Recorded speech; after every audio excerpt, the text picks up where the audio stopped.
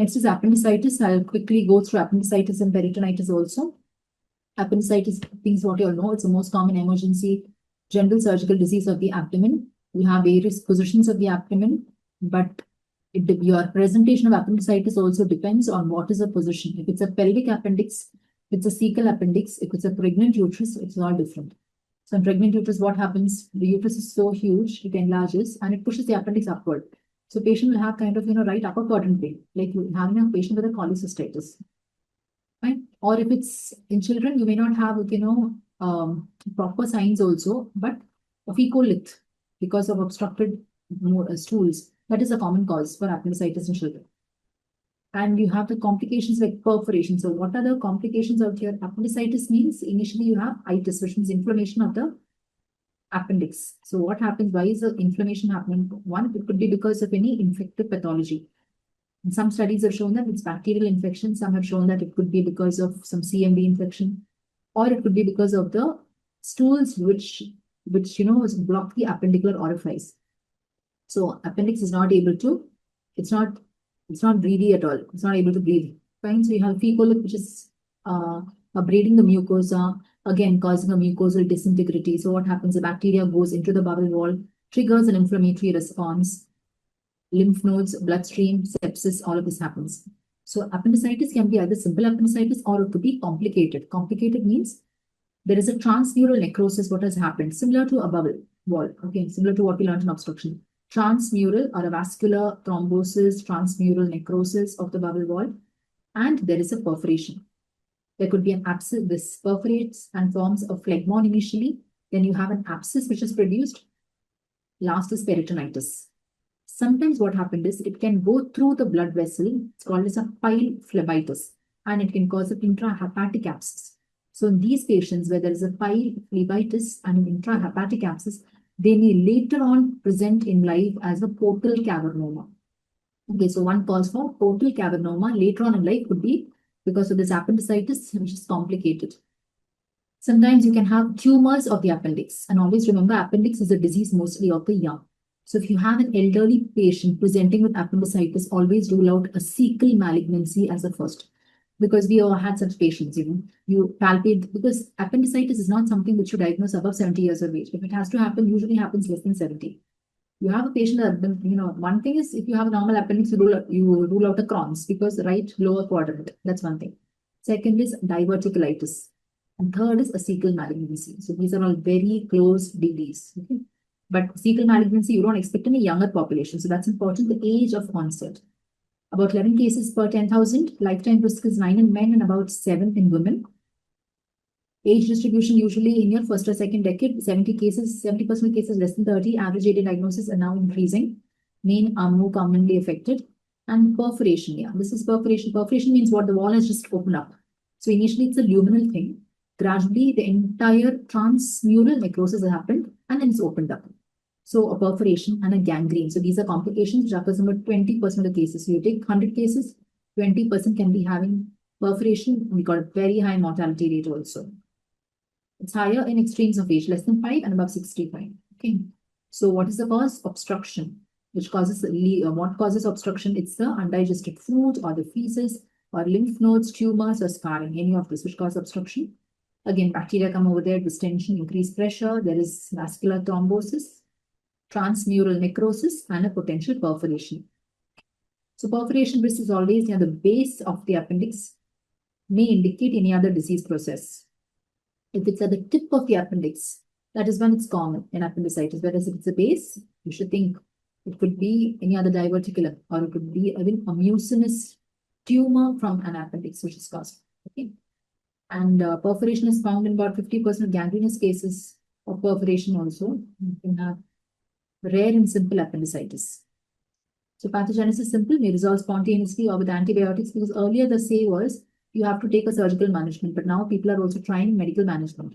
And an interval appendectomy 6 weeks later, once the inflammation has subsided. For example, this particularly in a patient with an appendicular abscess, or if it's a phlegmon.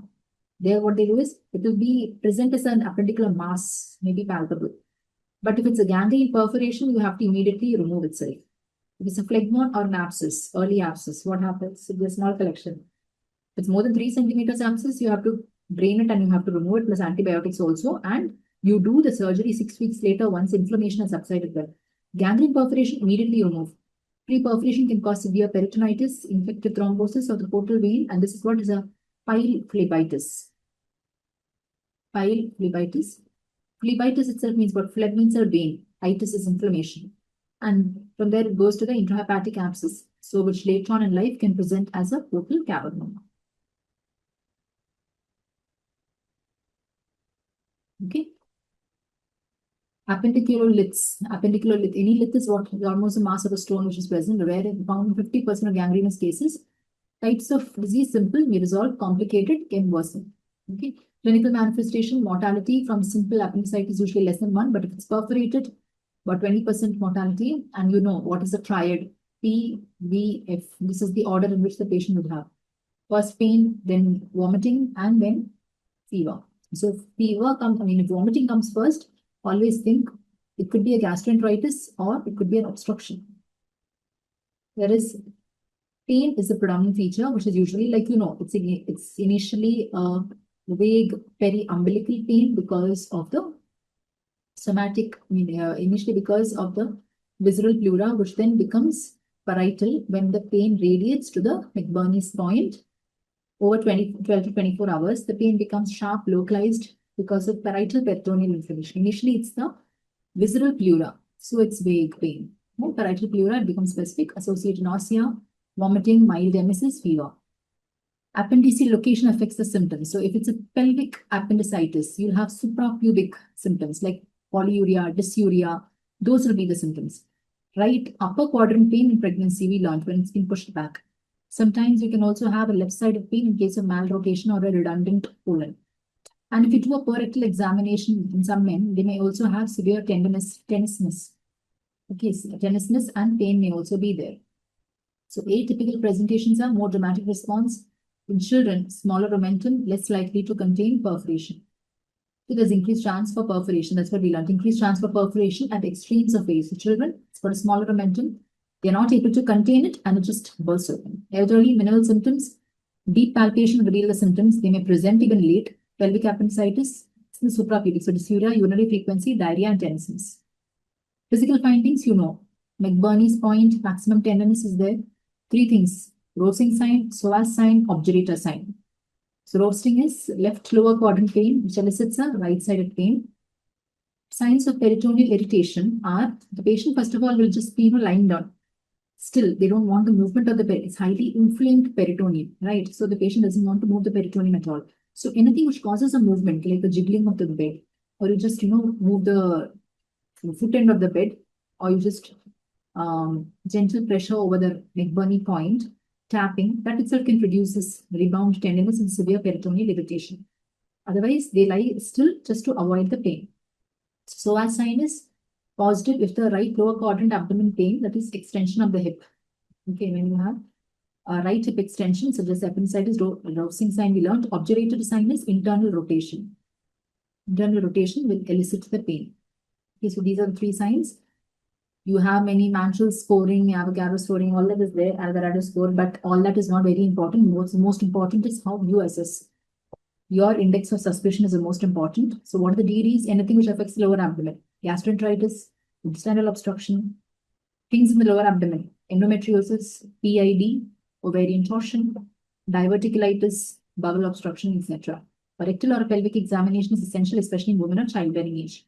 Scoring systems may be present, but it doesn't replace the clinical thing.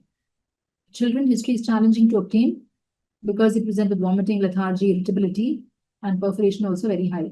Elderly, minimal symptoms, late diagnosis, and more chance of perforation. So lab tests, just like any either itis, inflammation, you'll have total count is elevated, CRP is elevated, shift to left, polymorphonucleosides.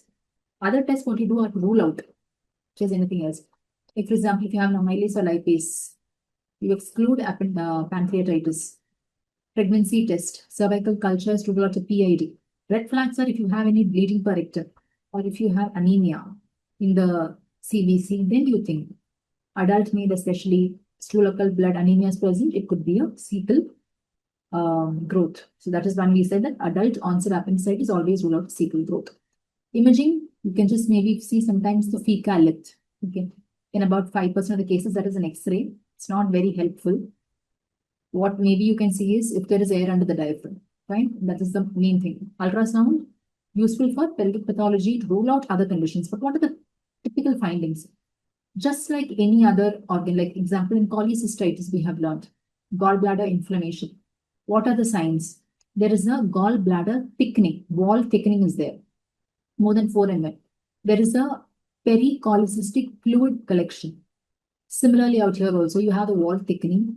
You have the appendiceal diameter, which is more than 6 millimeters, and periappendiceal cecal fluid will also be present. Periappendiceal, pericecal fluid. So wall thickening, fluid collection, and a dilated appendix. So these are very specific in ultrasound as well as for the CT also. And you can see appendicoliths as well. CT finding again, dilatation more than 6 mm, wall thickening. And we have a peripancreatic stranding, you might remember, in acute pancreatitis. Similarly, here also you have a periappendiceal fat stranding. So fat stranding, fluid collection, dilated more than 6 mm, and it's a thickening of the walls. Non-visualization, do not rule out appendicitis. Preferred when diagnosis is uncertain or there are complications especially. Perforation, abscess. So these are the complications of it could be simple appendicitis or it could be complicated. So these are this is the dilated appendix which you can see. You can see dilated appendix. This is a Faecolith. And you can see the wall also, which is thickened. The thickened white one is the wall. Okay. Similarly, here, these are the 3 Faecoliths which you can see.